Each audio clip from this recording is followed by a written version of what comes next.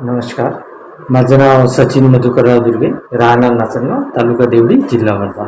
माझ्या फॅमिलीमध्ये मी आहे, माझा भाऊ आहे, त्याची पत्नी आहे, त्याचा मुलगा आहे आणि आई आहे. माझी आई मेघराज स्वयंसहायता गटाची सदस्य आहे आणि 2014 साली उमेदमध्ये एक MSc नावाचा प्रोजेक्ट आला होता. MSc म्हणजे मायक्रो एंटरप्राइज कन्सल्टंट. त्या प्रोजेक्टमध्ये अट अशी होती की SHGतील महिला किंवा त्या महिलाच्या घराचा कुठचाही सदस्य असेल तर तो त्या प्रोजेक्टमध्ये पार्टिसिपेट करू शकतो. प्रोजेक्टचा उद्देश हा होता की गोरगरीब महिला ज्या आहे, मध्यमवर्गीय महिला, त्यांच्या घराचा व्यवसायाद्वारे आर्थिक स्तर वाढवण्याकरिता हा प्रोजेक्ट राबवण्यात आला होता.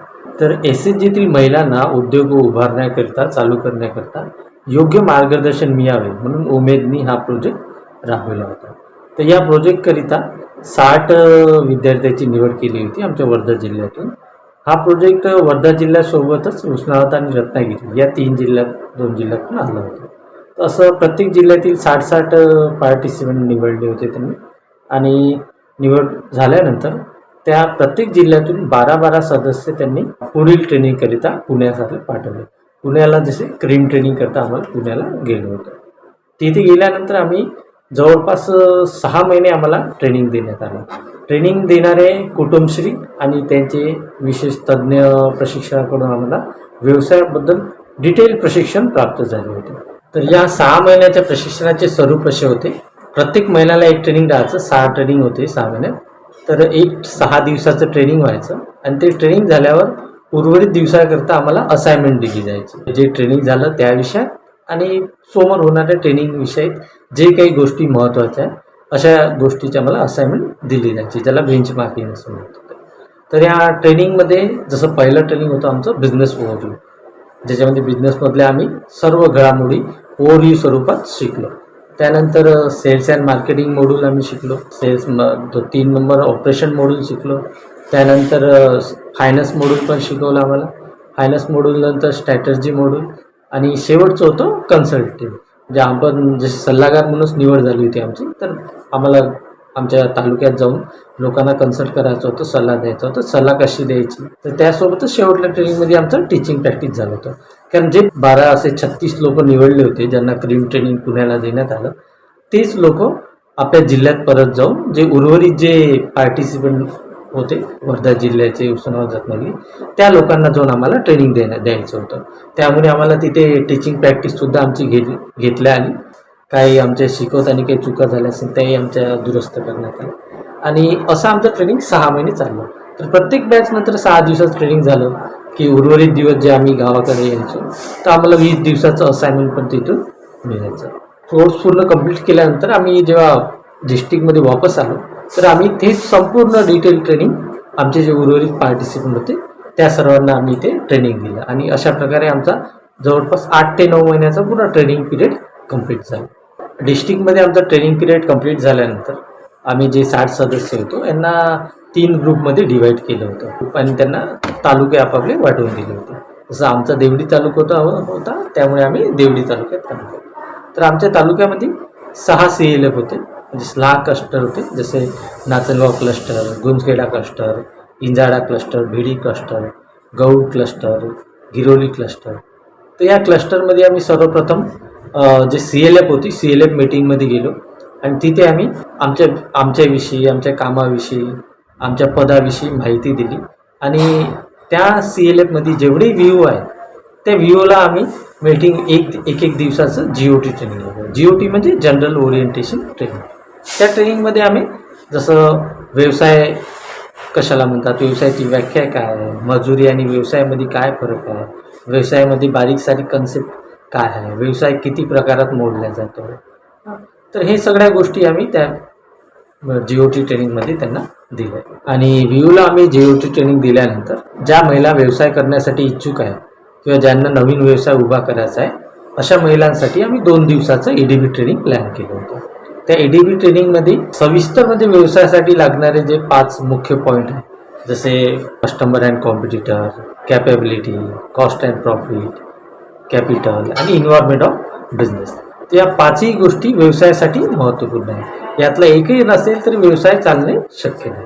तर ह्या सर्व गोष्टी त्यांना 2 दिवसाच्या EDB ट्रेनिंगमध्ये आम्ही शिकवल्या. याचसोबत आम्ही मग त्यांचे नवीन व्यवसाय उभा करणे, त्यांचा बिझनेस प्लॅन बनवणे, त्यांचे व्यवसायाचा उद्योग आधार बनवणे, कोणचा फूडशी संबंधित व्यवसाय असेल तर त्याचं फूड लायसन बनवणे, या सगळ्या प्रक्रियानंतर त्यांचं हर महिन्याला एक PTS म्हणून येतो, परफॉर्मन्स ट्रॅकिंग सिस्टम.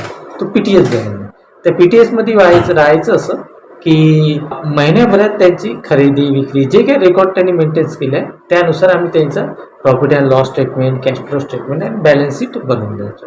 तर त्याच्या आधारावर त्यांना महिन्याभराचा आपला प्रोग्रेस पण माहीत पडत व्हायचा आणि त्यांना माहीत व्हायचं की आपला नेमका खर्च कुठे जास्त होऊन राहिला, कोणचा खर्च कमी केल्याने आपल्याला फायदा आहे. तर या सगळ्या गोष्टीसाठी आमचा एक रेट कार्ड पण होता. आम्ही SHGC महिलांकडून तर पैसे नाही घ्यायचो, पण आमचं पेमेंट जे होतं ते या सर्व्हिस जे आम्ही देऊन राहिलो यांच्या संदर्भातच होतं की हा आम्ही रिपोर्ट आमच्या ऑफिसला पेड करायचा, जिल्हा ऑफिसला, आणि त्यानुसार आम्हाला पेमेंट व्हायचं. तर सर्व्हिसचे रेट असे होते, जसं जिओ ट्रेनिंग 1 दिवसाचं आहे तर ते 400 रुपये आम्ही घ्यायचो त्याचं. EDB ट्रेनिंग 2 दिवसाचं होतं तर त्याचं 800 रुपये दिवसप्रमाणे EDB ट्रेनिंगचे 1600 रुपये व्हायचे. कोणाचं उद्योग आधार काढायचं असेल तर त्याचे 100 रुपयाचा रेट होता आणि फूड लायसन जर असेल तर ते 1500 ते 2000च्या दरम्यान व्हायचं. आणि असंच करता करता बिझनेस प्लॅन कोणाचा बनवला आहे आम्ही तर त्याचे 500 रुपये घ्यायचो. म्हणजे आम्ही त्यांच्याकडून नाही घ्यायचो, ऑफिस आम्हाला द्यायचा. आणि याच्यामध्ये PTS जे महत्त्वाचा पार्ट होता यांचा 250 रुपये आम्हाला पर PTS मिळायचं. तर आम्ही जेवढेही बिझनेस उभे केले तर प्रत्येक महिन्याला त्याचं PTS बनवून आम्ही द्यायचो. असे आम्ही जवळपास 100 उद्योगांना सपोर्ट केला आहे. आणि याच्यामध्ये बिझनेसचं त्यांना मार्केट मिळावं म्हणून आम्ही आठवडी बाजारसुद्धा 2 आमच्या एरियात खुलले होते, जे आतापर्यंतही चांगल्या प्रकारे चालू आहे.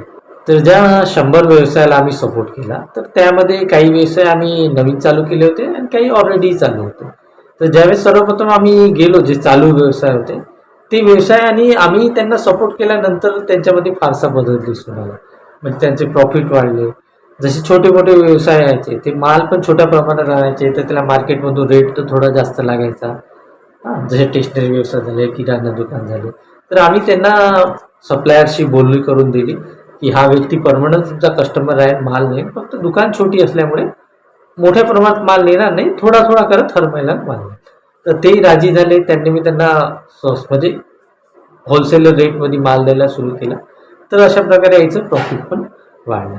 तर अशीच आम्ही किराणा दुकान, भाजीपाला, हॉटेल, चाय कॅन्टीन असे खूप साऱ्या व्यवसायाला आम्ही स्टार्ट केलं, सपोर्ट केला या आमच्या प्रोजेक्ट कालावधीमध्ये.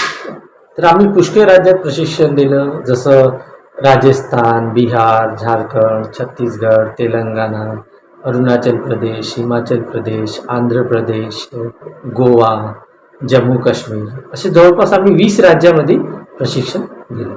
आणि प्रशिक्षण आम्ही व्यावसायिकांना प्रशिक्षण नाही द्यायचो, आम्ही कॅडरला प्रशिक्षण द्यायचो. जसं आमच्याकडे प्रशिक्षण झालं होतं सेम त्याच कंडिशनमध्ये आम्ही कॅडरला प्रशिक्षण द्यायचो आणि ते स्वतःचा व्यवसायसुद्धा चालू करू शकत होते. आणि त्याच्यासोबत त्यांना मेन म्हणजे समूहाच्या ज्या महिला आहेत त्या महिलांचा आर्थिक स्तर वाढावा म्हणून त्यांचे बिझनेस चालू करण्यात होते की त्यांचे जे बिझनेस चालू आहेत त्यांना सपोर्ट करायचा होता. त्याचकरिता SRLMनी त्यांना प्रशिक्षण दिले होते. तर जवळपास या 20 राज्यामध्ये मिळून आम्ही जवळपास 180 ते 200 ट्रेनिंग आम्ही या गेल्या 10 वर्षामध्ये दिले आहे. तर भरपूर राज्यामध्ये आम्ही फिरलो, ट्रेनिंग दिले. ट्रेनिंगचा अनुभव बी खूप चांगला राहिला. त्या राज्यामध्ये जाऊन तिची संस्कृती काय आहे, अलग अलग राज्याची वेगवेगळी संस्कृती ती पाहायला भेटली. जेव्हा आम्ही ट्रेनिंगला जायचो तर प्रत्येक ठिकाणी खूप सारे धार्मिक स्थळाला भेटी द्यायला भेटले, पर्यटन स्थळांना भेटी द्यायला भेटले आणि फार चांगला अनुभव राहिला ट्रेनिंगचा पण. आणि 3 वर्ष आम्ही आमच्या तालुक्यात जे काम केलं MSC रूपात त्याचाही फार चांगला अनुभव राहिला. त्यामध्ये पण आम्हाला आमच्या ग्रुपचा जो स्टार लघु उद्योग सल्लागार ग्रुप होता त्याचाही चांगला सपोर्ट होता आणि जे ब्लॉक ऑफिस, डिस्ट्रिक्ट ऑफिस यांनी बी आम्हाला चांगला सपोर्ट केला. तर साधारणतः जर्नी फार चांगली आणि सुखदायक होती. धन्यवाद. थँक्यू.